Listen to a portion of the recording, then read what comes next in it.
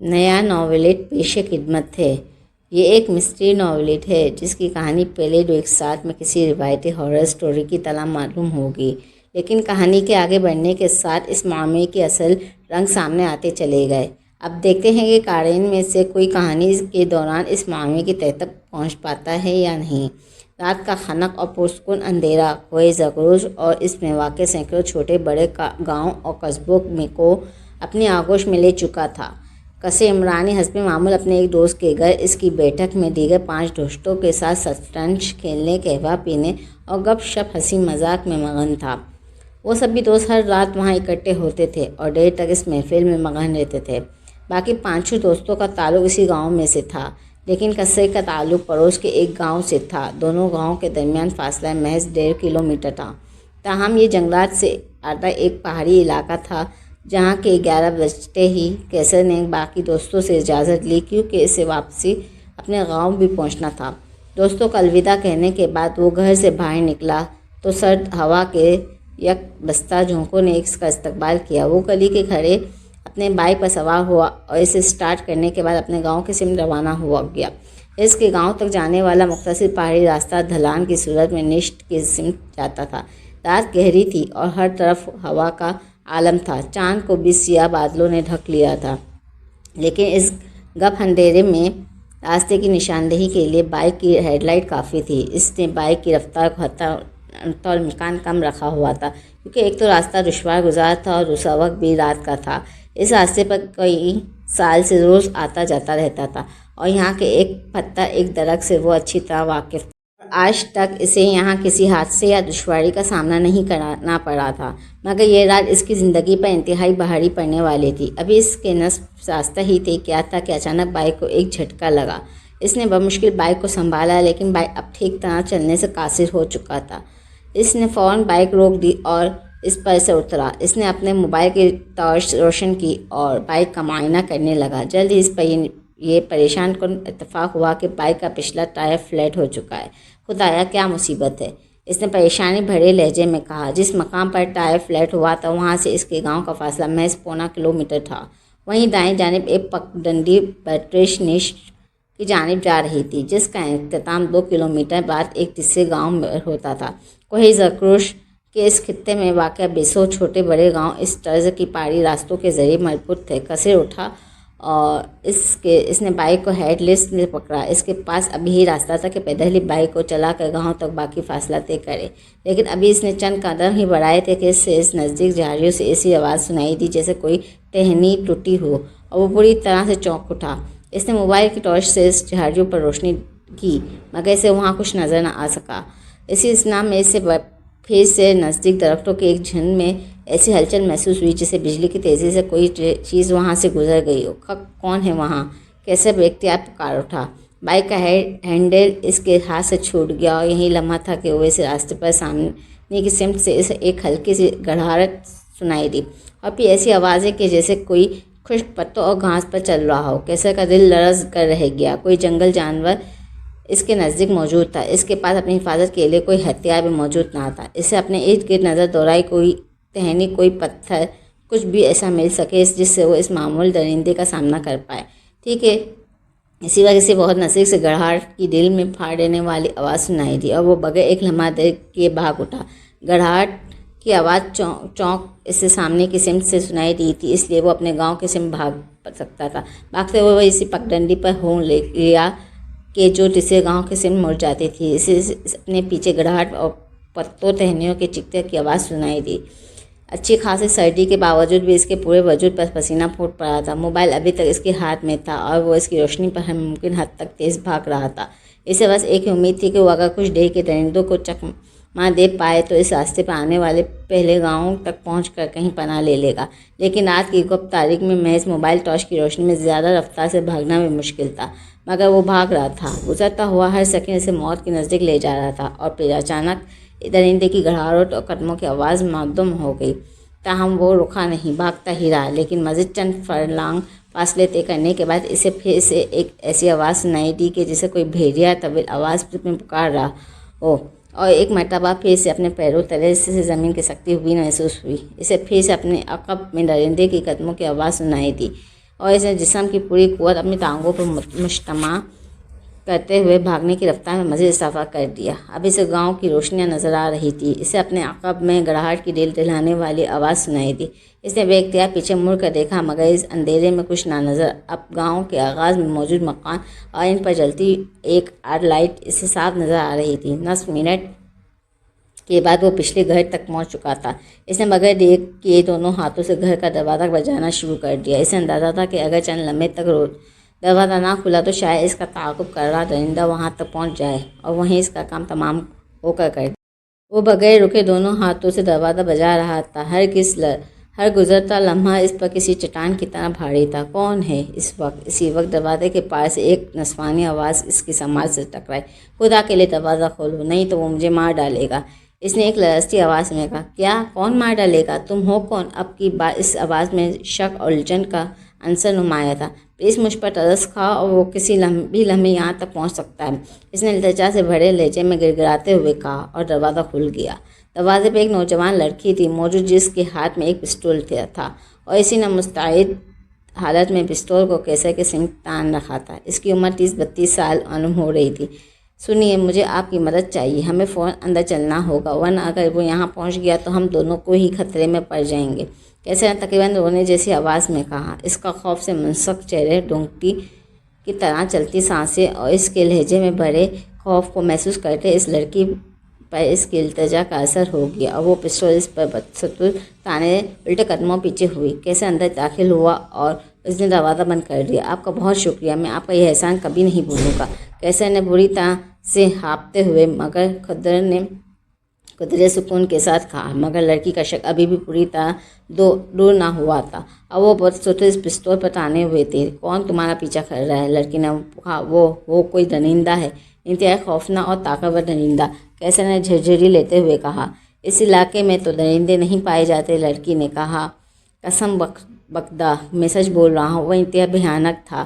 اس کی گڑاہٹ اور آواز کسی بھیڑیے کی مانند تھی اور اس کے قدموں کی دھمک سے لگتا تھا کہ وہ اچانک کاسا کوئی ہیکل درندہ ہوگا۔ کیسر نے خوف بڑے لہجے میں کہا۔ بھیڑیا؟ زاگرس میں ملنے والے بھیڑیے کی واحد نسل انڈین گرے برڈ ہے، جو چھوٹے قد کا جانور انسانی حملہ اور نہیں ہوتا، اور اب تو ان کی تعداد بھی اتنی کم رہ گئی کہ برسوں بعد کبھی ایک نظر آ جائے تو آ جائے۔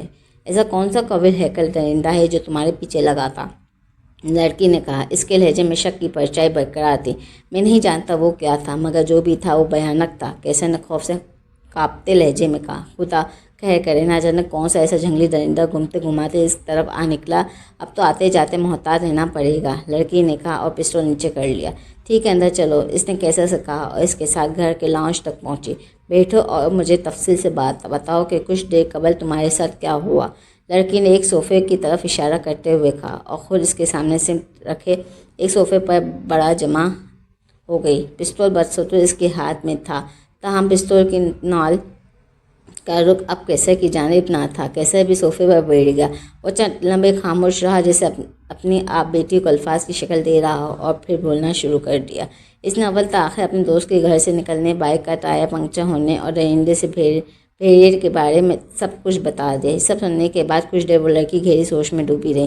اگر واقعتاً کوئی خطرناک درندہ گھومتا پھرتا یہاں آ نکلا تو محکمہ جنگلی حیات والوں کو اطلاع دینی ہوگی کہ وہ اسے پھندا لگا کر پکڑنے اور کہیں دور ویران جنگلات میں جا کر چھوڑنے کا انتظام کرے، اس سے قبل کہ اس کے ہاتھوں کوئی جانی نقصان ہو جائے۔ لڑکی نے کہا۔ ہاں بالکل، کیسر نے کہا، لیکن اس کے لیے ہمیں ثابت کرنا ہوگا کہ واقعتاً ایسا کوئی درندہ یہاں دندناتا پھر رہا ہے۔ کل صبح تم اس علاقے تک میری رہنمائی کرنا کہ جہاں اس درندے نے تمہارا سامنا ہوا۔ یقیناً زمین پر اس کے پنجوں کے نشان مل جائیں گے، جس کی ہم تصاویر بنا کر محکمہ جنگلی حیات کو واٹس ایپ کر کے مدد طلب کر سکتے ہیں۔ اس نے کہا۔ ہاں ضرور، کیا آپ یہاں اکیلی رہتی ہیں؟ میرا مطلب دروازہ بجانے پر آپ نے دروازہ کھولا، کسی مرد نے نہیں، کیسر نے کہا۔ میرا نام عائشہ ہے، عائشہ سلطان، رہتی تو میں تہران میں ہوں، یہاں میں اپنے چچا کے گھر آئی ہوں کچھ دن کے لیے۔ یہ گھر میرے چچا جان کا ہے، لیکن چچا اور چچی جان دونوں ہی آج نزدیک کے ایک بستی میں شادی کی ایک تقریب کے سلسلے میں گئے ہیں، اس لیے میں گھر میں اکیلی تھی، عائشہ نے کہا۔ اوہ اچھا، تو آپ تہران سے آئی ہیں؟ کیسر نے کہا۔ ہاں، میں تہران کیمیکل ریسرچ لیبارٹری میں بطور محقق کام کرتی ہوں۔ طویل عرصے بعد مجھے ایک ماہ کی چھٹیاں ہوئی ہیں، تو سوچا کچھ دن شہر کی بہر بہار اور تیز رفتار زندگی سے کنارہ کروں، تو میں یہاں آ گئی۔ بہت خاموش اور پرسکون اور خوبصورت خطہ ہے زگروش۔ بائی دا وے، تم نے اپنا تعارف نہیں کروایا، عائشہ نے کہا۔ میرا نام کیسر ہے، یہی نزدیک ایک گاؤں مرڈاپ میں رہتا ہوں۔ میرے ابو کا ایک کیٹل فارم اور زرعی زمین ہے، میں اس کی دیکھ بھال کرتا ہوں، کیسر نے کہا۔ اور تمہاری تعلیم؟ عائشہ نے پوچھا۔ بس واجبی سی تعلیم ہے میری۔ میٹرک کے بعد میں نے شیراز کے ایک بہترین کالج میں داخلہ لیا، لیکن بدقسمتی سے میں بری صحبت کا شکار ہو گیا اور پڑھائی پر دھیان دینے کے بجائے میرا زیادہ وقت آوارہ گردی میں گزرنے لگا۔ اور جب مجھے اس بات کا احساس ہوا تو بہت دیر ہو چکی تھی۔ جب پاپا کو میری 4 سال کی کارگزاری کا علم ہوا تو وہ مجھ سے بہت سختی سے پیش آئے۔ انہوں نے فل مجھے واپس پہنچنے کا حکم دیا، اور تب اس سے اب تک فارم ہی سنبھال رہا ہوں۔ میری تعلیم کی کہانی میٹرک تک ہی محدود رہ گئی، کیسے نے پشیمان لہجے میں کہا۔ مام صحیح، کافی رات ہو چکی ہے، میں اب سونا چاہتی ہوں۔ تم یہیں صوفے پر سو جاؤ، لیکن پہلے فون پر اپنے گھر والوں کو اپنی خیریت کی اطلاع دے دینا۔ صبح ملتے ہیں، گڈ نائٹ، عائشہ نے کہا۔ اپنی نش سے اٹھی ایک کمرے کی جانب بڑھ گئی۔ زکروش پر صبح کا اجالا نمودار ہو چکا تھا۔ کیسر اور عائشہ گاؤں کے نزدیک اسی راستے پر موجود تھے کہ جہاں گزشتہ رات کیسر اس درندے سے جان بچا کر بھاگتا ہوا وہاں تک پہنچا تھا۔ عائشہ کے ہاتھ میں پستول موجود تھا اور وہ دونوں کسی درندے کی ممکنہ موجودگی کے پیش نظر مستعد تھے۔ تمہیں یقین ہے کہ یہی وہ مقام ہے جہاں کل رات درندے نے تمہاری مد بہر ہوئی تھی؟ عائشہ نے دھیمے قدموں سے چلتے ہوئے کہا۔ ان دونوں کی نگاہیں راستے کا جائزہ لے رہی تھی۔ ہاں بالکل، یہی وہ پگڈنڈی ہے، کیسر نے کہا۔ ارے یہ دیکھو عائشہ، ادھر! اچانک کیسر نے چونکتے ہوئے کہا۔ وہ راستے سے چند قدم دور جھاڑیوں اور جڑی بوٹیوں سے آتے کٹا زمین پر موجود تھا۔ اس کی پکار سنتے ہی عائشہ تیز قدموں سے اس کے پاس پہنچی۔ وہاں جڑی بوٹیوں کے بیچ کے کسی جانوروں کے پنجوں کے نشان صاف دیکھے جا سکتے تھے۔ عائشہ نے اس نشانات کے نزدیک زمین پر آکڑ بیٹھ کر اور غور سے ان کا جائزہ لینے گئی۔ تم نے کہا تھا کہ کل رات تم نے کسی بھیڑیے کی آواز سنی؟ عائشہ نے زمین پر نظر جما کر کہا۔ ہاں بالکل، جیسے کوئی بھیڑیا اپنے ساتھیوں کو بلانے کے لیے لمبی پکار لگاتا ہو، کیسر نے کہا۔ پنجوں کے یہ نشانات بالکل کسی بھیڑیے کے پنجوں کی مانند ہیں، لیکن عائشہ نے الجھے ہوئے لہجے میں کہا۔ لیکن کیا؟ کیسر نے کہا۔ انڈین بفلن ایران میں ملنے والا واحد بھیڑیا ہے جس کا قد 2 فٹ اور جسم کی لمبائی 4 فٹ تک ہوتی ہے۔ اس کے نیچے کا نشان 3 بائی 4 انچ تک ہوتا ہے، لیکن یہ نشان کم از کم 6 بائی 8 کا ہے۔ ان کے دباؤ سے ثابت ہو رہا ہے کہ وہ درندہ اچھا خاصا وزنی ہوگا، یعنی یہ درندہ کم از کم ایک گھوڑے جتنا بڑا ہے، اس سے بڑا بھی ہو سکتا ہے۔ میرا نہیں خیال کہ دنیا میں اتنا بڑا کوئی بھیڑیا پایا جاتا ہے، عائشہ نے الجھے لہجے میں کہا۔ پر میں نے تو بھیڑیے کی آواز ہی سنی تھی، کیسر نے ڈھنگ لہجے میں کہا۔ اپنے موبائل پر ان پنجوں کے نشان کی تصاویر بنا لو اور تمام تفصیلات کے ساتھ ممکنہ جنگلی حیات کے واٹس ایپ پر کر دینا، عائشہ نے زمین سے اٹھتے کہا، اور کیسر تصویر کھینچنے میں مگن ہو گیا۔ ابھی وہ اس کام سے فارغ ہوا تھا کہ عائشہ حیرت سے لرزتی آواز اس کی سماعت سے ٹکرائی۔ کیسر جلدی آؤ ادھر! اور وہ تیزی سے اس جانب بڑھا جہاں عائشہ ایک گھنے درخت کے نزدیک کھڑی اس پر نظر جمائے ہوئی تھی۔ درخت کی کہیں نچلی شاخیں ٹوٹی پھوٹی تھیں، حالت میں درخت سے لٹک رہی تھی، یہاں تک کہ درخت کی ایک اچھی خاصی موٹی شاخ بھی زمین پر ٹوٹی پھوٹی پڑی تھی، جیسے اسے ٹنکے کی طرح توڑ پھوڑ کر پھینکا گیا ہو۔ ایسا تو کسی طوفان میں ہی ممکن ہے، اور آس پاس کے باقی درخت بھی صحیح سلامت ہیں۔ گزشتہ رات تو کہیں آندھی بھی نہیں آئی، طوفان دور کی بات، عائشہ نے گہری سوچ میں ڈوبی آواز میں کہا۔ یہ اسی کا کام ہے، یہاں کسی ہاتھی موجود ہونا ممکن نہیں کہ جو یوں موٹی شاخوں کو توڑ کر پھوڑ کر رکھ دے۔ ضرور یہ اسی درندے کا کام ہے، کیسر نے کہا۔ وہ جو کچھ بھی ہے انتہائی طاقتور ہے، عائشہ نے کہا۔ کیسر کوئی پہلی مرتبہ اس کی آنکھوں میں خوف کی پرچھائی نظر آئی۔ چلو اب زیادہ دیر ہمارے یہاں ٹھہرنا مناسب نہیں، میں تمہیں مرکزی راستے تک چھوڑ دیتی ہوں، وہاں سے تم اپنے گاؤں واپس چلی جانا، عائشہ نے پستول سنبھالتے کہا۔ ہاں لیکن تم؟ کیسر نے کہا۔ میں آ جاؤں گی واپس، نور پرابلم؟ میرے پاس پستول ہے، اور ویسے بھی دن کے اجالے میں اکثر درندے بھی غاروں اور کچاروں میں جھانپتے ہیں اور رات کو ہی شکار کے لیے نکلتے ہیں، عائشہ نے کہا، اور کیسر نے اس بات میں سر ہلا دیا۔ زگروش کی طویل عرض پر رات کی تاریکی حاوی ہو چکی تھی۔ کیسر اپنے گھر میں موجود تھا اور اپنے کمرے میں بستر پر نیم دراز گزشتہ رات کے واقعے کو سوچ رہا تھا۔ وہ ابھی پوری طرح سے اس شوق سے نہیں نکل پایا تھا گھر پہنچتے ہی اس نے پنجوں کے اس نشانات کی تصاویر محکمہ جنگلی حیات کو واٹس کر کے، جس پر سے یہ جواب ملا کہ کل محکمے کی ٹیم ضرور سامان کے ساتھ پہنچ جائے گی۔ اس نے گھر آ کر گزشتہ رات کے واقعے کا ذکر اپنی فیملی سے بھی کیا، جس پر اس سب کا بھی یہی جواب تھا کہ زرگوش میں کبھی کوئی ایسا قوی ہیکل درندہ نہیں دکھایا گیا۔ کچھ دیر بعد وہ بستر سے اٹھا تاکہ کمرے کی بتی بجھا کر سونے کے لیے لیٹ سکے۔ اسے بلب کا سوئچ بند کیا اور واپس بستر کی طرف قدم اٹھایا ہی تھا کہ اس کی کھڑکی کی طرف سے گھڑاہٹ کی ہلکی سی آواز سنائی دی اور وہ بری طرح سے چونک اٹھا۔ بھائی کب تاریکی تھی اور اس تاریکی میں کچھ فاصلے پر دو سرخ چمکدار آنکھیں اس سے گھور رہی تھی۔ عائشہ گھر کے برآمدے میں ایک آرام دہ نشست پر بڑا جمان ہو کر لیپ ٹاپ پر مصروف تھی کہ تبھی دور کی بیل کی آواز سنائی دینے لگی، جیسے کوئی بٹن دبا کر ہاتھ ہٹانا بھول گیا ہو۔ آ رہی ہوں، عائشہ نے وہی آواز لگائی اور لیپ ٹاپ ٹیبل پر رکھنے کے بعد دروازے کی طرف بڑھی۔ کون؟ عائشہ نے دروازے کے نزدیک پہنچ کر کہا۔ کیسر؟ باہر سے آواز آئی۔ عائشہ نے دروازہ کھول دیا۔ عائشہ سب کچھ بگڑ کے رہ گیا ہے، مجھ پر مصیبتوں کے پہاڑ ٹوٹ پڑے ہیں، کیسر نے اندر داخل ہوتے ہوئے کہا۔ اس کی آنکھیں سرخ اور چہرے پر اذیت کے تاثرات سخت تھے۔ اب کیا ہو گیا؟ سب خیریت تو ہے نا؟ عائشہ نے پوچھا۔ کیسر نے اپنے چہرے کو دونوں ہاتھوں سے ڈھک لیا اور اس کے آنسو پھوٹ نکلے۔ ارے بھائی، یہ ہوا کیا ہے؟ کچھ تو بتاؤ۔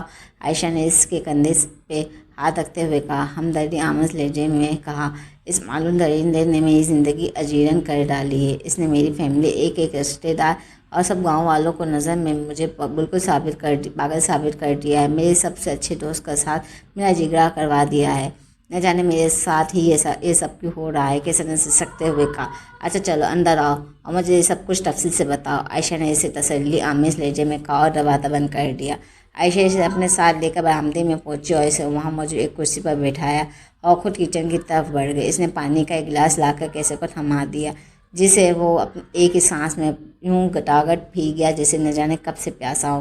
اب مجھے تفصیل سے بتاؤ سب کچھ، عائشہ نے ایک کرسی کھینچ کر اس کے نزدیک کرتے ہوئے کہا اور اس کے پاس بیٹھ گئی۔ تمہارے گھر والے؟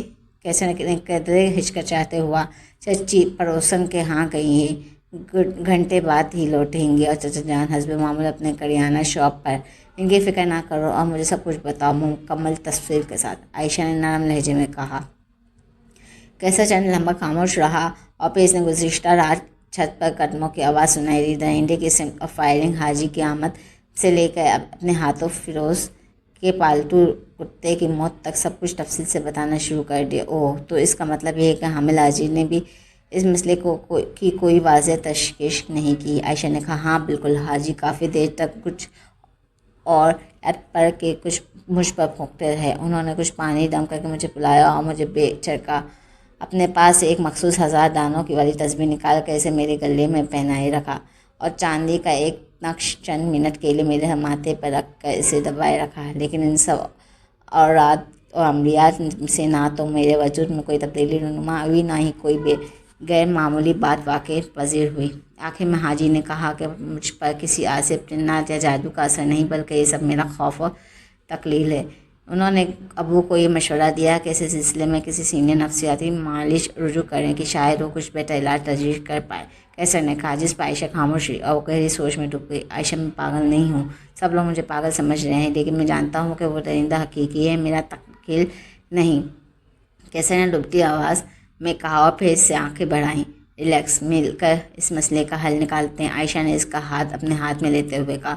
حل تو تب نکلے گا جب اس معاملے کی کوئی صلاحیت آئے، کیسر نے کہا۔ اس درندے کا صرف تمہیں ہی نظر آنا اور اس کا تمہیں سب کی نظروں میں گرا دینا اس بات کا منہ سلطہ ثبوت ہے کہ وہ کوئی جانور نہیں بلکہ کوئی عفریت ہے، کوئی ماورائی مخلوق انتہائی کینہ پرور ہے، اور وہ تمہاری زندگی تباہ کر دینا چاہتا ہے۔ عائشہ نے کہا۔ اگر ایسا ہوتا تو حاجی کو فوراً پتہ چل جاتا، لیکن ایک گھنٹے کی نشست میں بھی وہ ایسی کوئی شخصیت نہ کر پائے۔ بالآخر یہی کہا کہ مجھے کوئی نفسیاتی عارضہ لاحق ہے، کیسر نے کہا۔ یہ بھی ایک امکان ہے، لیکن میرا نہیں خیال کہ کوئی نفسیاتی عارضہ زمین پر پنچوں کی شکار چھوڑ سکے گا یا کسی تناور درخت کی شاخوں کو ٹنکوں کی طرح توڑ سکتا ہو۔ یہ ایک کتے کو بحیرہ بنا کر تمہارے سامنے پیش کرے گا، عائشہ نے کہا۔ تو کیا چاہے؟ کسی اور عامل سے رجوع؟ کیسر نے کہا۔ نہیں، میرا خیال ہے کہ یہ مسئلہ عاملوں کی حدود سے باہر ہے، جسے کوئی ڈسٹینٹ کینسر کی تشخیص نہیں کر سکتا۔ ویسے ہی لازمی نہیں کہ ہر عامل دنیا کے تمام ماورئی علوم پر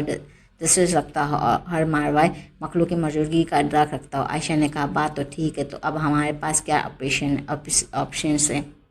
کیسر نے کہا سب سے پہلے تو ایک کام کرو، میں تمہیں کاغذ و قلم مہیا کرتی ہوں، تم نے فیروز کے گھر جس درندے کو اپنے سامنے دیکھا تھا اس کی جتنی تفصیلی تصویر تم بنا سکتے ہو بنا دو، ساتھ ہی وہ چھوٹی سے چھوٹی تفصیل لکھ دو کہ جو تمہیں یاد ہو۔ عائشہ نے کہا ٹھیک ہے۔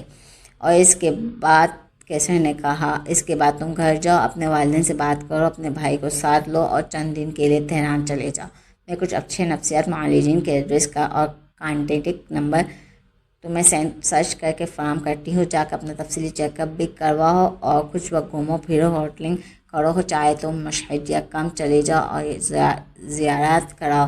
ماحول بدلے گا تو امید ہے تم کچھ سکون محسوس ہوگا، اور ساتھ ہی اس بات کی بھی تصدیق یا تردید ہو جائے گی کیا واقعی تمہیں کوئی نفسیات یا دماغی عارضہ لاحق ہے۔ عائشہ نے کہا ٹھیک ہے، لیکن درندے کی تصویر کشی سے ہمیں کیا مقصد حاصل ہو سکے گا؟ کیسر نے کہا تمہارے تہران کے وزٹ کے دوران میں مطالعہ جری کی کچھ اہم کتب کا مطالعہ کروں گی اور مادباری علوم سے متعلق معلومات رکھنے والے چند ماہرین کے سامنے بھی تمہارا کھیل سکوں گی۔ مجھے امید ہے کہ مامی کی کوئی نہ کوئی صلاح ہمارے ساتھ لگ جائے گی۔ عائشہ نے کہا عائشہ تمہاری اتنی مدد اور سپورٹ کے لیے میں تمہارا شکریہ ادا کیسے کروں؟ کیا میں تمہارے لیے کچھ کر سکتا ہوں؟ کچھ بھی ایسا کہ تمہاری احسان کا بدلہ چکا پاؤں؟ کیسر نے تشکیل آمیز لہجے میں کہا اٹس اوکے، اس کی ضرورت نہیں۔ عائشہ نے دھیمی سی مسکراہٹ کے ساتھ کہا رات کی خاموشی تاریکی زکروش پر پوری طرح سے طاری ہو چکی تھی۔ کیسر اپنے کمرے میں بستر پر دراز تھا۔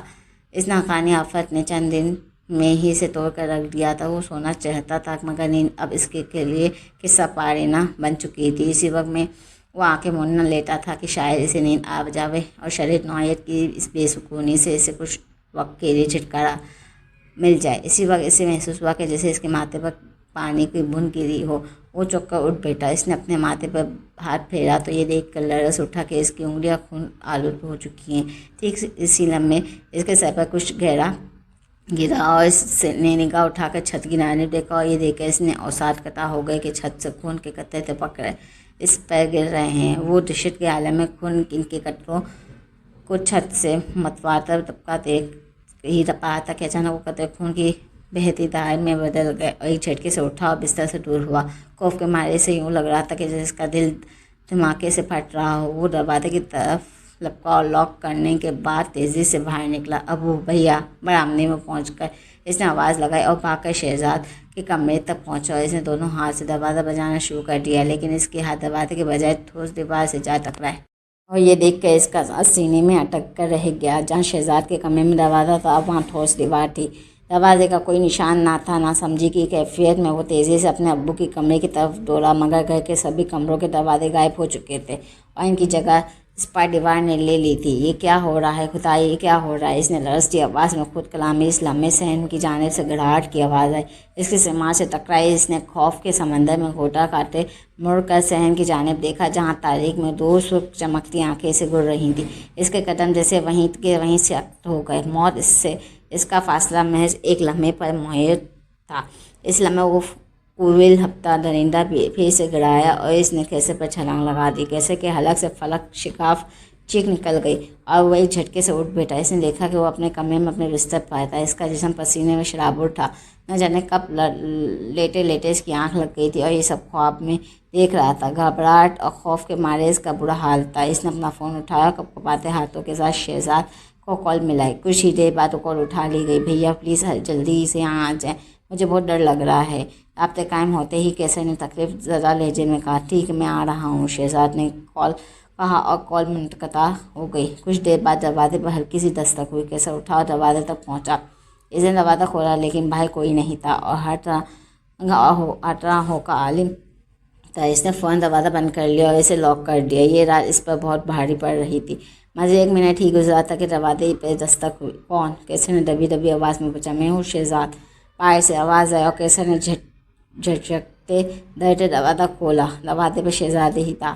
کیا ہو گیا کیسر؟ اتنی رات گئے جاگ رہے ہو اور یہ کیا حلیہ بنا رکھا ہے اپنا؟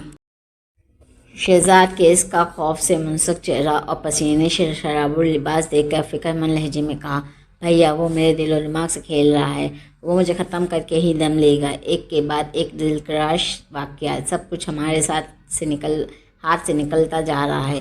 کیسر نے اذیت بھرے لہجے میں کہا، اچھا ہمت سے کام لو، اب تمہارے ساتھ ہی رہوں گا اور صبح ہم تہران کے لیے نکل جائیں گے۔ شہزاد نے تسلی آمیز میں کہا۔ کار اوسط رفتار سے زکروش نیز تہران کی جانب موج سفر تھی۔ شہزاد ڈرائیونگ کر رہا تھا جبکہ کیسر اس کے ساتھ فرنٹ سیٹ پر موجود تھا۔ کیسر بالکل خاموش اور گمسم تھا۔ اس کی بھوک اور نیند بری طرح سے متاثر ہوئی تھی۔ وہ بات بات پر چونک اٹھتا تھا اور وقت بے وقت اس پر گھبراہٹ کا غلبہ ہوتا جا رہا تھا۔ اس کے بال بکھرے ہوئے تھے، چہرہ مرجھایا ہوا اور آنکھوں کے گرد سیاہ حلقے بن چکے تھے۔ کوئی اسے دیکھ کر سوچ بھی نہیں سکتا تھا کہ چند روز قبل نے وہ ایک کیلنڈر سا چاک اور چوبان انسان تھا۔ تہران کے سفر کے لیے وہ دونوں صبح سویرے ہی نکل پڑے تھے۔ کار تہران کی حدود میں داخل ہوئی تو شام کے 4 بج رہے تھے۔ شہزاد گزشتہ روز ہی دماغی امراض کے لیے ایک معروف معالج سے اپائنٹمنٹ لے چکا تھا۔ ہاسٹل تک پہنچتے پہنچتے انہیں مزید نصف گھنٹہ لگ گیا تھا۔ کیسر کی اپائنٹمنٹ کا ٹائم 5 بجے کا تھا۔ ڈاکٹر ایک ادھیڑ عمر شخص تھے جنہوں نے پوری توجہ اور شفقت کے ساتھ پورا 1 گھنٹہ لگا کر کیسر کا تفصیلی معائنہ کیا اور اس کی فائل تیار کی، جس میں اس کی بنیادی کوائف کے علاوہ تعلیم، فیملی بیک گراؤنڈ، سابقہ زندگی کے حالات و واقعات سے تمام ضروری تفصیلات کو محفوظ کیا۔ پھر اس کے موجود مسئلے کو تمام مکمل تفصیل سے سنا اور ساتھ ساتھ ضروری پوائنٹس کو نوٹ کرتے ہوئے جس کے پاس ڈاکٹر نے سیکروسپائنیا یا باہی فورم مرض کے امکانات کے پیش نظر کیسر کو سی ٹی اسکین اور MRI کے ٹیسٹ تجویز کی اور عارضی طور پر اس کے کچھ ادویات دیں اور رپورٹس آ جانے کے بعد دوبارہ رجوع کرنے کو کہا۔ سی ٹی اسکین کی رپورٹ 24 گھنٹے میں آ جائے گی جبکہ MRI کی رپورٹس آنے میں چند دن لگ سکتے ہیں۔ اب آپ 2 باتوں کا یقین بنانا ہے کہ جب رپورٹس آ جائے تو ہم کسی کو ممتنع نتیجے پر نہ پہنچے، تب تک آپ قطعاً انتہائی میں وقت نہ گزارے اور اگر آپ کو پھر سے کوئی غیر معمولی چیز نظر آئے تو بس آنکھیں بند کر لیں اور اسے اگنور کریں تاوقتیا اس کی موجودگی کا احساس ختم نہ ہو جائے۔ سیشن کے اختتام پر ڈاکٹر نے نئے اسپتال کی لیبارٹری سے ٹیسٹ کروانے کے بعد کیسر اور شہزاد واپس کار پارکنگ تک پہنچے، لیکن اپنی کار کی حالت دیکھ کے دونوں ٹھٹک کر رہ گئے۔ گاڑی کی باڈی پر کرشنے کے بعد واضح نشانات موجود تھے۔ حیرت کی بات یہ ہے کہ ایک ساتھ 5 نشانات تھے۔ وہ یہاں بھی پہنچ گیا، کیسر نے گھبرائی ہوئی آواز میں کہا۔ لگتا ہے کوئی شخص اپنی گاڑی ریورس کرتے ہوئے ٹکر مار۔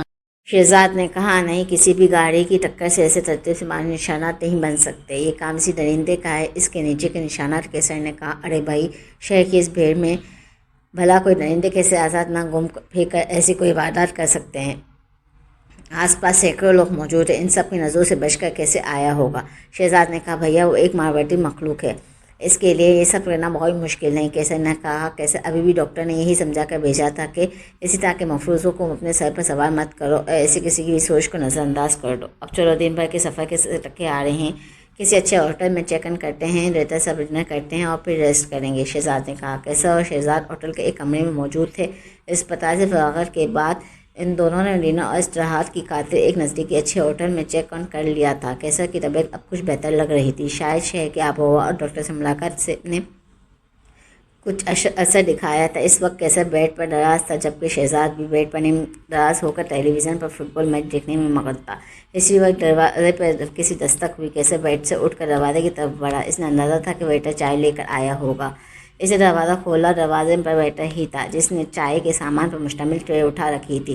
کیسر نے اس کے سامنے ہاتھ سے ٹرے لیے۔ شکریہ، کیسر نے کہا، لیکن وہی لمحہ تھا کہ جب اس کی نظر ویٹر کی آنکھوں پر پڑی، اس نے سرخ چمکدار آنکھوں کر وہی پہلے بھی کئی مرتبہ دیکھ چکا ہے۔ اسے یوں لگا کہ جیسے ایک لمحے میں اس کے جسم سے ساری جان نکل گئی ہو۔ ٹرے اس کے ہاتھ سے چھوٹ کر گئی اور دھماکوں کی آواز آئی اور ساتھ چائے کے برتن زمین پر گر کر کرچی ہو گئے۔ اوہ، یہ کیا؟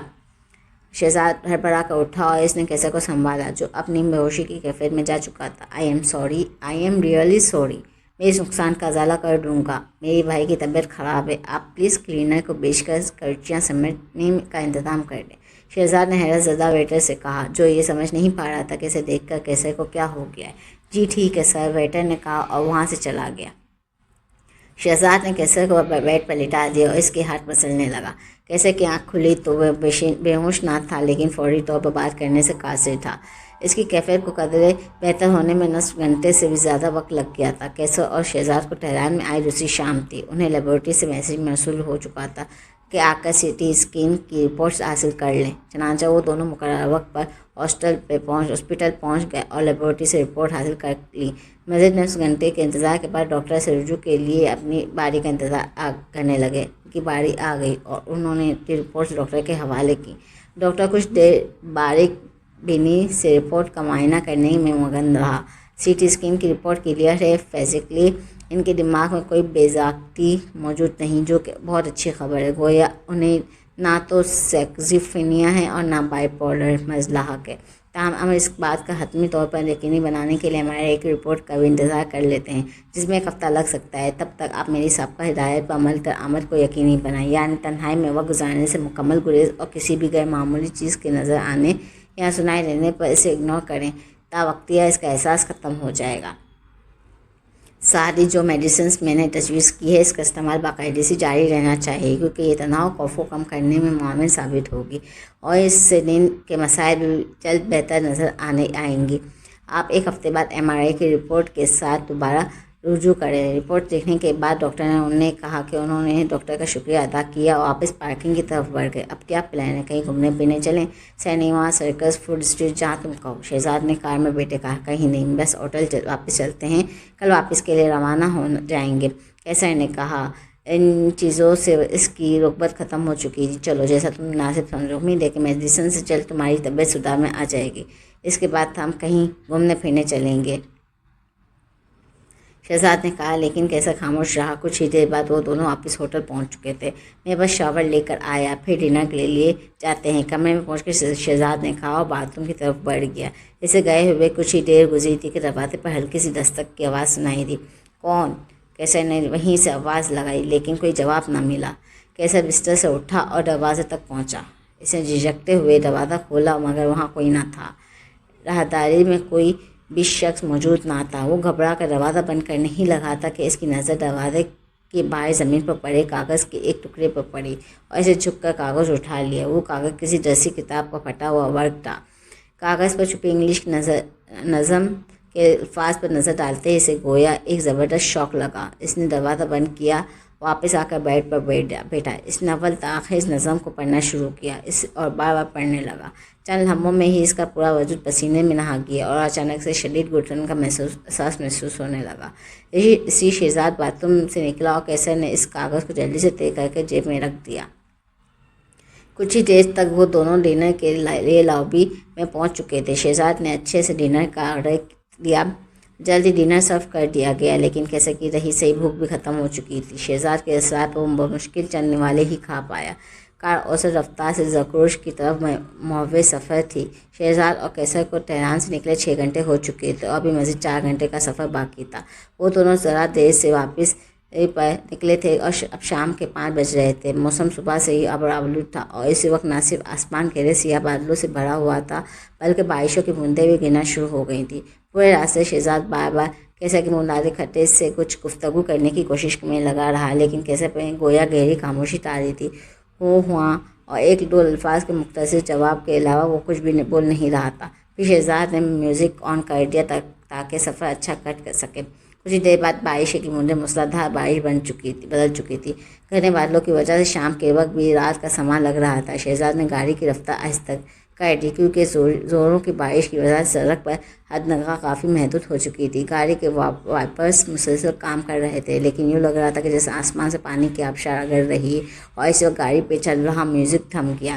چند لمحے خاموشی طاری تھی اور پھر ان میں گنگناتی آواز میں چند بول سنائی دی۔ گاڑی روکو، کیسر نے ہلک کر بل چلاتے ہوئے کہا، اور شہزاد کے جس کا پورا دھیان اسی وقت برسی کے بارش کے نیچے نیم تاریک سڑک پر محتاط ڈرائیور پر تھا۔ اس نے چونک کر بریک لگا دی۔ گاڑی ٹھیک سامنے ایک مہمم سا حوال اسے صاف نظر آ رہا تھا کہ جیسے چمکدار سرخ آنکھوں کی وہ پہلے بھی کئی مرتبہ دیکھ چکا تھا۔ گاڑی بھی ابھرتی نظم کی آواز میں باہر سے آتی گھڑاہٹ کی آواز بھی شامل ہو گئی۔ کیسر کے پاس موجود سامان میں ٹارچ، چاقو، پانی کی بوتل اور کچھ میڈیسن کے علاوہ ایک پستول بھی شامل تھا۔ رات کے اس گپ اندھیرے میں وہ نزدیک ترین آبادی سے کئی میل کے فاصلے پر ایک ویران میں اپنے جرم کا کفارہ کرنے کے لیے پہنچ گیا تھا، لیکن اب وہ خوف کے اس رگ میں خون بند کر بہہ رہا تھا۔ نصف شب کے قریب اس نے اپنی شرٹ اتاری اور چاقو کے دائیں ہاتھ میں لے کر خود کے آگے پیش آنے والی روح فرسا تکلیف کے لیے ذہنی طور پر تیار کرنے لگا۔ جیسے ہی اس کی رسٹ واچ نے رات کے 12 بجنے کا اعلان کیا، اس نے راتوں میں دانت جما کر اپنی آنکھیں بیچ لی، چاقو کا پھل بائیں بازو پر رکھا اور اسے حرکت دیتے ہوئے بازو پر ایک چرکا لگا دیا۔ تکلیف کی شدت سے اس کی چیخ نکلتے رہ گئی، بازو نے خون کے چند قطرے بہہ نکلے، لیکن ابھی تو یہ محض پہلا زخم تھا۔ اسے چاقو ہٹایا اور اسے بازو پر چند آنچ آگے رکھا اور جی ٹکرا کر ایک مرتبہ پھر سے دباتے ہوئے کھینچ لیا۔ اس کے حلق سے بے اختیار سینہ نکل گئی۔ رات پر شرٹ اتارے ہوئے بھی اس کے بدن سے پسینہ پھوٹ نکلا۔ وہ اس بات کو پوری کوشش کر رہا تھا کہ زخم زیادہ گہرا نہ لگے، بس اتنا سا چرکا لگے کہ جس سے خون کی چند قطرے بہہ نکلے، لیکن پھر بھی تکلیف اس کی برداشت سے باہر تھی۔ پہلے 10 زخم مکمل ہو جانے کے بعد اس نے 11واں زخم لگانے کے لیے چاقو رکھا ہی تھا کہ اسے اپنے عقب میں کچھ فاصلے پر گڑگڑاہٹ کی آواز سنائی دی، جسے سن کر اس کے جسم پر ہر خلیہ خوف سے لرز کے رہ گیا۔ تاہم اس نے مڑ کر دیکھنے سے گریز کیا اور 11ویں مرتبہ اپنے بازو کو چیر ڈالا۔ اب اسے واضح طور پر سرسراہٹ کی ایسی آواز سنائی دی رہی تھی کہ جیسے کوئی جانور گھاس گاریوں کے بیچ ادھر ادھر چل پھر رہا ہو۔ 20واں زخم لگتے ہی اسے اپنے تک سامنے درختوں کے ایک جھنڈے سے گڑگڑاہٹ کی لرزتک خیز آواز سنائی دی۔ وہ خود کو اس سمت میں دیکھنے سے نہ روک سکا جہاں تاریخ کے اندر دو سرخ چمکدار آنکھیں اسے گھور رہی تھیں۔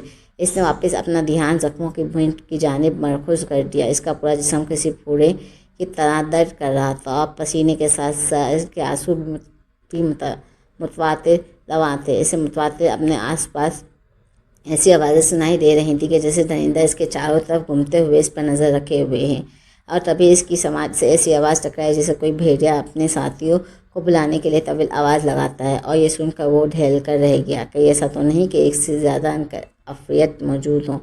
کیسر نے یہ سوچنے سے خود کو روک نہ سکا۔ اب تک اسے 23 زخم پورے ہو چکے تھے۔ بازو کے بعد اب وہ اپنے سینے کی جل پر زخموں کی بھینٹ پوری کر رہا ہو۔ اس کا جسم لولان ہو چکا تھا۔ اس کے ذہن میں کالج دور کا وہ دو سال کسی فلم کی طرح چل رہا تھا کہ جسے بھارے کے ساتھ اس کی دوستی ہوئی تھی، اور وہی وقت تھا کہ جب رات کے تاریک سناٹے میں اس کی سماعت سے نظم نگنادے وہی آواز ٹکرائی کہ جسے وہ پہلے تہران سے واپس کے سفر کر چکا تھا۔ ابلش آواز بھارے کی ہی تھی۔ مجھے معاف کر دو بھارے، پلیز مجھے معاف کر دو۔ وہ بے اختیار بول اٹھا اور پھر پھٹ پھٹ کر رو دیا۔ اس کا بایاں بازو اور سینہ زخموں سے بھر چکا تھا۔ سردی کے باوجود بھی اس کے لیے اب ضروری تھا کہ شرٹ کے بعد پینٹ کو بھی بدن سے ہٹا دے، کیونکہ مزید زخموں کے لیے گنجائش پیدا کرنا لازمی تھا۔ کچھ ہی دیر میں وہ محض ایک زہر جامی ملبوس تھا۔ اس نے اپنی بائیں ٹانگ پر چاقو رکھا اور ٹوٹی ہوئی ہمت کے ساتھ ایک مرتبہ چاقو پھیر دیا۔ اب اسے اپنی آہوں سسکیوں کڑاہوں بے ترتیب سانسوں کے سوا اور کچھ بھی سنائی نہ دے رہا تھا۔ وہ اس کیفیت میں تھا کہ اگر درندہ کے سامنے آ بھی جاتا تو وہ بغیر کوئی مزاحمت کیے اپنا وجود اس کے حوالے کر دیتا، لیکن شاید اپنے شکار کو ایک موت میں مار دینا غرق منتخب کی جبلت میں ہی شامل نہ تھا۔ وہ اپنے شکار کو روز جینے روز مرنے، ہر پل تڑپنے سسکنے، بھیانک نوعیت کی اذیت میں مبتلا رکھنے میں کمال مہارت رکھتا تھا۔ اب صرف 10 زخم باقی رہ گئے تھے۔ سرسراہٹ کی آواز پھر سے سماعت سے ٹکرائی تھی اور اسے سر اٹھایا اور دیکھ کیسے گویا ہائیولائٹس کا شوق آنے لگا کہ اس کے سامنے چند قدم کے فاصلے پر عائشہ موجود تھی۔ تمہاری بھینٹ قبول ہو چکی ہے کیسر، تمہیں باقی زخم معاف ہیں، اب تم واپس اپنے گاؤں جا سکتے ہو۔ عائشہ نے مسکراتے ہوئے اس سے کہا، چلو جاؤ یہاں سے، میں جانتا ہوں یہ تم ہی ہو غرق منتخب۔ کیسر نے خود کو ایک زخم دیتے ہوئے کہا۔ عائشہ کے چہرے میں مسکراہٹ غائب ہو گئی اور اس کی جگہ ایذ و عجب نے لے لی۔ وہ واپس مڑ گئی اور اس کے مڑتے ہی کیسر کو گڑگڑاہٹ کی آواز سنائی دی۔ کچھ ہی دیر بعد عائشہ وہاں سے جا چکی تھی۔ مزید 9 گھنٹے کی جان توڑ اذیت کے بعد آخرکار کیسر 70 زخم پورے کر چکا تھا۔ بھینٹ کی تکمیل کے بعد وہ وہیں لیٹ گیا اور بری طرح سے ہانپنے لگا۔ اس کا پورا وجود درد اور جلن سے متمرہ ہو چکا تھا۔ اس نے احتیاطاً ایک مرتبہ پھر زخموں کو گنا، پھر اپنے بیگ سے بلیڈنگ کنٹرول اسپرے کی بوتل نکالی اور اپنے زخموں پر اسپرے کرنے لگا۔ جیسے جیسے اسپرے اس کی زخموں پر لگا تھا، اس کی تکلیف اور جلن فوراً ختم ہو جاتی تھی اور خون بہنا بھی رک جاتا تھا۔ اس کے بعد اس نے بیگ سے ایک آئنٹمنٹ کریم اور نکالی اور اسے ہاتھ پر لگا کر سبھی زخموں پر ملنے لگا۔ اس کام سے فراغت پا کر اس نے اپنا لباس پہنا۔ زخموں کی تکلیف میں سکون ملا تو اس کی پلکیں بھاری ہونے لگی اور اس پر غنودگی طاری ہو گئی۔ سورج کی پہلی کرن نمودار ہونے میں ابھی 2 گھنٹے کا وقت باقی تھا اور یہ اسے کسی کی قیمت میں جاگ کر گزارنا تھا، اور اٹھ کر کھڑا ہو گیا تاکہ اس پر نیند کا غلبہ نہ پائے۔ تبھی اس کی سماعت سے ایک مرتبہ پھر بھاری کی آواز ٹکرائی اور نظم کے بول پھر اس کے دل کے زخموں کو کھڑا کرنے لگے۔ اب کی باعث نے کوئی رد عمل نہ دیا اور چپ چاپ کھڑا ہو رہا۔ کچھ ہی دیر بعد نظم کے بول یوں محسوس ہونے لگے جیسے کوئی اسے لوری سنا رہا ہو۔ اسے اپنا دماغ کسی کمپیوٹر کی طرح شٹ ڈاؤن ہوتا محسوس ہوا۔ اسے اپنے پیروں سے جان نکلتی محسوس ہوئی اور وہ بے زمین پوش ہو گیا۔ کیسر کی آنکھ کھلی تو سورج کی کرنیں اس کا وجود احاطہ کیے ہوئے تھے اور اس نے چونک کر گھڑی کی رخ دیکھا تو صبح 11 بجے تھے۔ میرا خدا، یہ میرے ساتھ کیا ہو رہا ہے؟ اس نے بے اختیار ماتھے پر ہاتھ مارتے ہوئے کہا۔ وہ سورج کی پہلی کرن نمودہ ہونے سے کافی دیر پہلے ہی نیند اور نکاہٹ کی شدت سے زمین پوش ہو گیا تھا اب اس کی آنکھ کھلی تو گویا وہ بھیانک رات جو تو بیت چکی تھی مگر اس کی بھینٹ ادھوری رہ گئی تھی، کیونکہ بھینٹ کی آخری شرط یہی تھی کہ وہ سورج طلوع ہونے سے قبل کسی بھی صورت آنکھ نہ لگنے پائے۔ وہ زمین پر سے اٹھا اور اپنی شرٹ پہ نظر پڑتے ہی وہ بری طرح لرز اٹھا۔ اس کے سینے پر واضح طور پر خون سے بھیڑیے کے نیچے کا ایک نشان کندہ تھا، گویا بھینٹ کے ناکام ہونے کے بعد گرگ منتقل اس تنبیہ دے گیا تھا کہ تم ابھی میرے نشانے پر ہو۔ اس کا پورا جسم اب بھی بری طرح سے درد کر رہا تھا۔ اس نے اپنے بیگ سے پانی کی بوتل اور پین کلر گولیوں کا پتہ نکالا اور اپنی گولی نکل گئی۔ پھر اس نے اپنا بیگ اٹھا کر کندھے سے لٹکایا اور کندھ رات کی بیرونی سمت چل دیا جہاں اس نے اپنا بائک کھڑا کیا تھا۔ خوش قسمتی سے اس کا بائک صحیح سلامت تھا۔ کچھ ہی دیر بعد وہ واپس اپنے گاؤں کی طرف سفر تھا۔ وہ پہلے عائشہ کے پاس جانا چاہتا تھا کہ کسی بھی طرح اس کی 1 منٹ سے معذرت کر کے بھین ناکام ہونے کے بعد اس نے مدد کی درخواست کر سکے، اور پھر وہ ایک نزدیکی سرکاری کلینک میں جانا چاہ رہا تھا تاکہ اپنے زخموں پر بینڈیج کروا سکے، لیکن اسے ایک مسئلہ درپیش تھا۔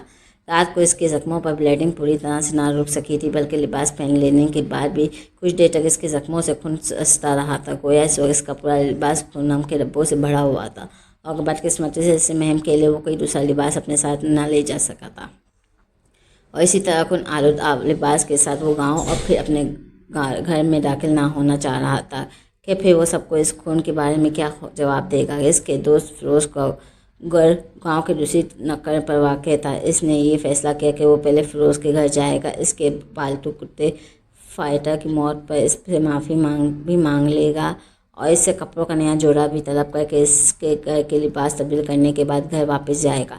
1 گھنٹے کے سفر کے بعد وہ گاؤں کی حدود کے نزدیک پہنچ چکا تھا۔ اس نے ایک مناسب جگہ دیکھ کر بائک کھڑا کیا اور بائک سے اتر کر ان کھیتوں کی سمت ہو لیا جس کے اختتام پر اس گلی کا آغاز ہوتا تھا کہ جس میں فیروز کا گھر تھا۔ دھیمے قدم تھا کہ وہ اس گلی کے نکڑ تک پہنچ گیا۔ اس نے گلی میں جھانک کر دیکھا، اس وقت گلی میں کوئی موجود نہ تھا۔ وہ محتاط قدموں سے فیروز کے گھر کی سمت بڑھا۔ ابھی وہ اس کے گھر کے دروازے سے چند قدم بھی پیچھے تھا کہ اسے اپنے عقب میں گڑگڑاہٹ کی آواز سنائی دی۔ اسے یوں لگا کہ کسی نے اس کے دل و دماغ کو کسی نوکیلے شکنجے میں جکڑ دیا اور کانپتے بدن کے ساتھ وہ پیچھے مڑا اور یہ دیکھ کر گویا اس کی کائنات فنا ہو گئی کہ وہ خود آشام درندہ وہ کوئی ہیکل بھیڑیا یا گلی کی نیکری پر کھڑا تھا۔ بھیڑیا ہلکا سا گھبرایا اور اس نے آگے قدم بڑھایا۔ یہ مجھے فیروز کے گھر جانے سے روکنا چاہتا تھا تاکہ میں انہیں خون آلود کپڑوں میں کوئی گاؤں جاؤں اور پھر اس سے پورے گاؤں میں میرا تماشا بنے۔ اس کے ذہن میں یہ سوچ لہرائی، اب کی مرتبہ میں اس حیوان کو اس کے مذموم ارادوں میں کامیاب نہیں ہونے دوں گا۔ اس نے درندے کو آگے قدم بڑھاتے دیکھ کر سوچا، اگر گھڑگ منتقل اپنی اصل حالت یعنی بھیڑیے کی شکل میں ہو تو اسے لوہے کی چوٹ پہنچائی جا سکتی ہے۔ کیسر کے ذہن میں کتاب کے الفاظ لہرائے۔ اس نے ہاتھ میں اپنی جیب کی طرف بڑھایا اور پستول باہر نکالی۔ اس نے پستول بھیڑیے کے سمت تانا اور گولی چلا دی۔ گولی کے دھماکے سے گلی گونج اٹھی، کلی بھیڑیے کی پشت میں لگی اور اس کی تکلیف سے لبریز گڑگڑاہٹ نے ماحول کو لرزا کر رکھ دیا۔ پھر دوسری تیسری چوتھی گولی لگی۔ ہر گولی اس کی کمر، پیٹ اور سر کو چننے میں کامیاب ہوتی چلی گئی۔ کیسر کو یوں لگا کہ جیسے اس کے دماغ کچھ چکی کے 2 پارٹوں کے درمیان رکھ کر کچلا جا رہا ہو۔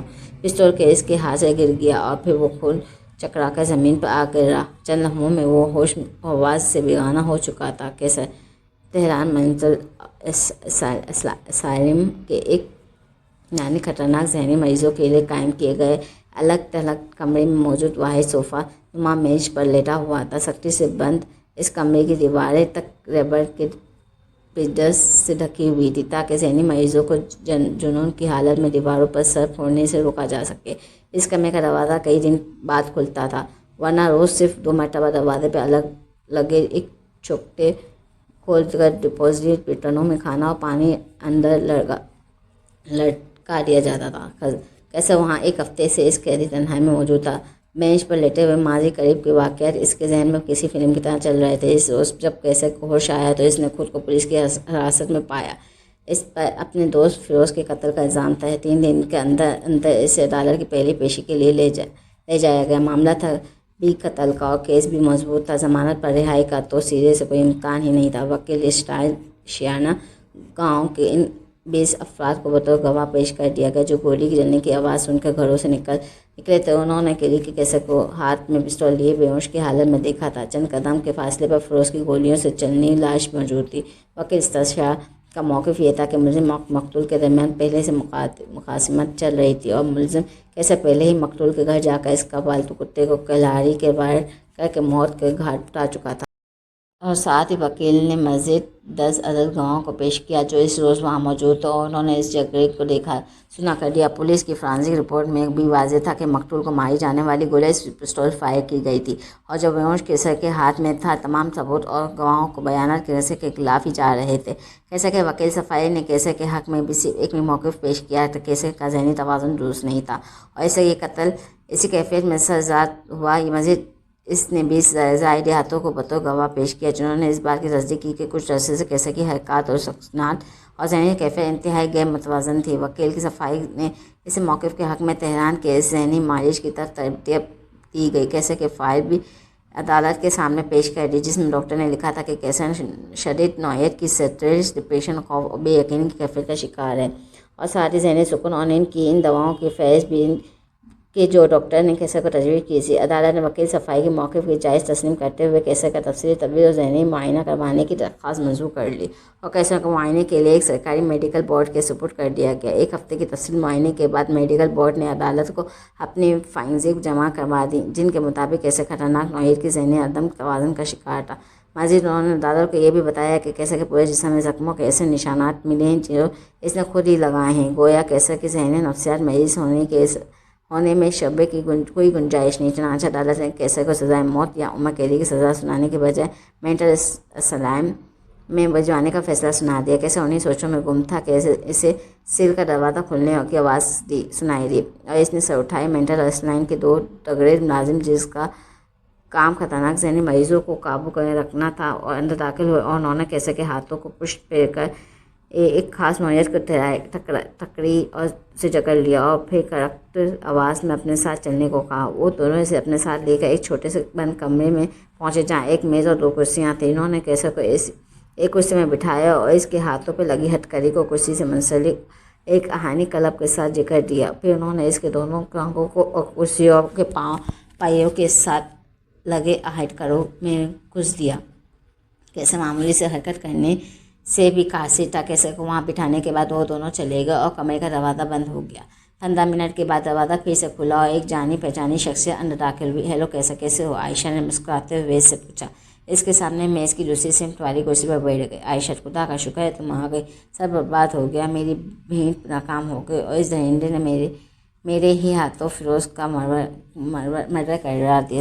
سبھی لوگ مجھے پاگل ہی خونی اور سمجھ رہے ہیں لیکن یہ بات صرف ہم دونوں ہی جانتے تھے کہ وہ درندہ سچ وجود رکھتا تھا۔ عائشہ خدا کے لیے میری مدد کرو، مجھے کسی طرح نکالو یہاں سے ورنہ یہاں قید تنہائی میں سچ مچ میں پاگل ہو جاؤں گا۔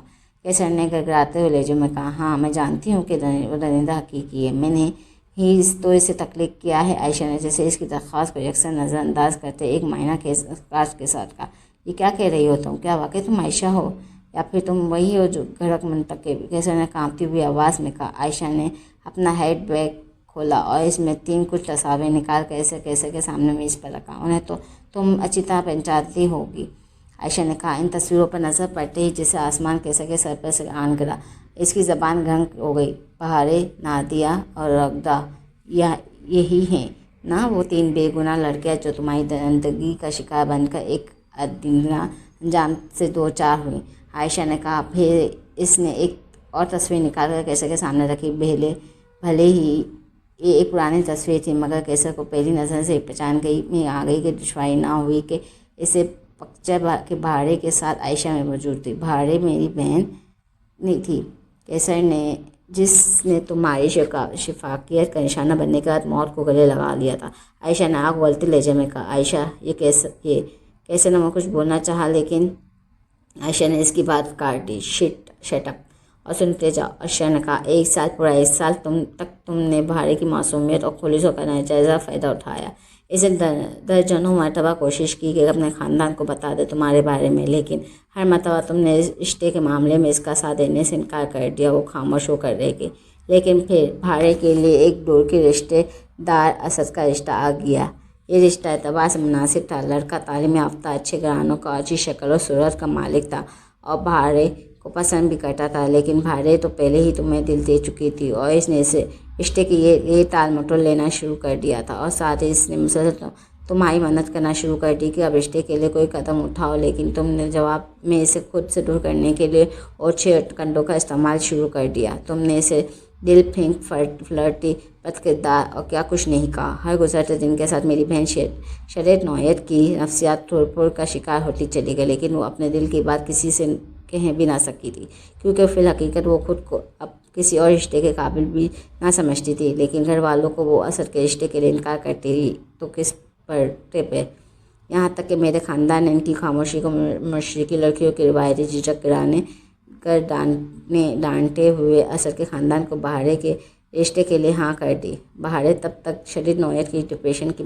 مریضہ بن چکی تھی، لیکن اپنے روگ کو وہ کسی نہ کسی طرح سب سے چھپائے ہوئے تھی۔ لیکن اسد نے شادی کرنا بھی اس کے لیے ایک بھیانک خواب کی مانے تھا، کیونکہ تم نے اس قابل ہی نہیں چھوڑا تھا کہ آخرکار کوئی راستہ پا کر اس نے موت کو گلے لگا لیا، اور سبھی نے یہ سمجھا کہ یہ ایک حادثہ ہے، اور شاید میں بھی یہی سمجھتی رہی اگر بھارے کے سامنے میں نے سامان میں سے مجھ سے اس ذاتی ڈائری نہ ملتی جس میں موت سے قبل اس نے اب کچھ تفصیل سے لکھ دیا تھا، ایک ایک بات، ایک ایک اذیت، ایک ایک سال کی پوری رات کہ جو اس کی موت کا باعث بنا۔ یہ سب جانتے کے بعد ایک عرصہ تک میں غم آند میں کی شدت میں گویا نیم پاگل ہو گئی تھی۔ بھارے کی موت نے میرے وجود کی کرچی کر دیا، اور جب ذرا سنبھلی تو میں نے تم سے بھارے کی موت کا انتقام لینے کا موسم ارادہ کر لیا، لیکن میں تمہیں مارنا نہیں چاہتی تھی۔ اتنے بڑے جرم کی اتنی چھوٹی سزا دینا تو تم پر رحم کرنے کے مترادف تھا۔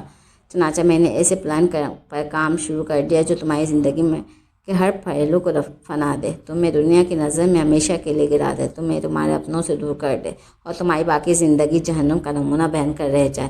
اور اس منصوبہ عمل درآمد کے لیے مجھے ایک ساتھی مل گیا، وہ تھا بھارے کا سابقہ منگیتر اسد۔ ہمیں 2 سال لگے اپنے پلان کو ترتیب دینے اور پھر اس پر عمل درآمد کے تمام انتظامات مکمل کرنے میں، اور پھر میں نے تمہیں پہلی ملاقات میں بتایا کہ میں تہران کیمیکل ریسرچ لیبارٹری میں بطور محقق کام کرتی ہوں۔ 2 سال قبل ایک روز جب میں اپنے تجربہ گاہ میں معمولی ریسرچ میں مصروف تھی تو حادثانی طور پر مجھے کیمیکلز اور منرلز کے مکس ہو جانے پر ایک ایسا کیمیکل سبسٹینس کا کلک ہو گیا جو میرے لیے بالکل نئی چیز تھی۔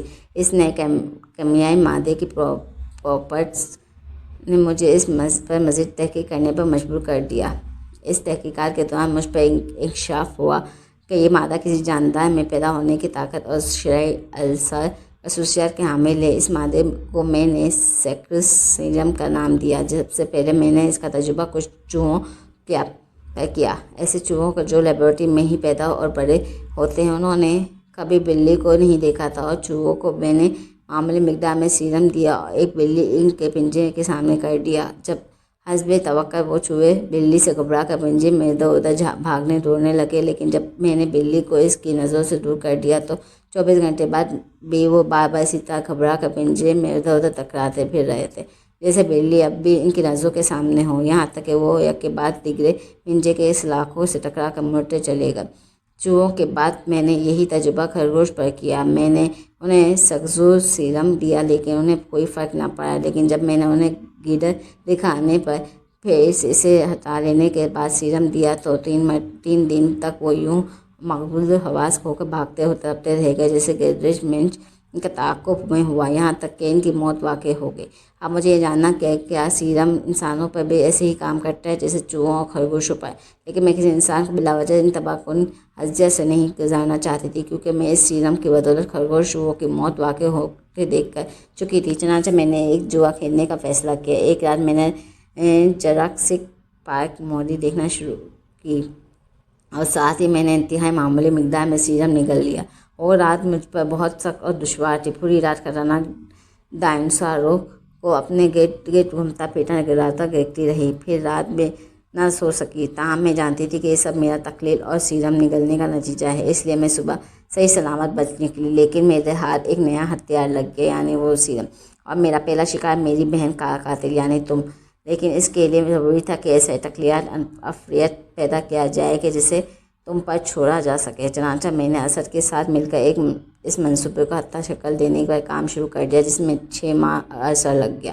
میرے چچا کا گھر تمہارے پڑوس کے گاؤں میں تھا، جس سے ہمارا کام مزید آسان ہو گیا۔ کیسے؟ تمہیں یاد ہے وہ رات جو جب درندے کے ساتھ پہلی بار میں نے تمہارے مت بھیڑ سے ہوئی؟ اس رات تمہارے راستے آہنی مکی کیسے ہی بچائی، جس نے تمہاری بائک پر طائف ہو گیا تھا۔ اس کے بعد جو تم گھراٹوں قدموں کی دھمک سنی وہ تو مقامات پر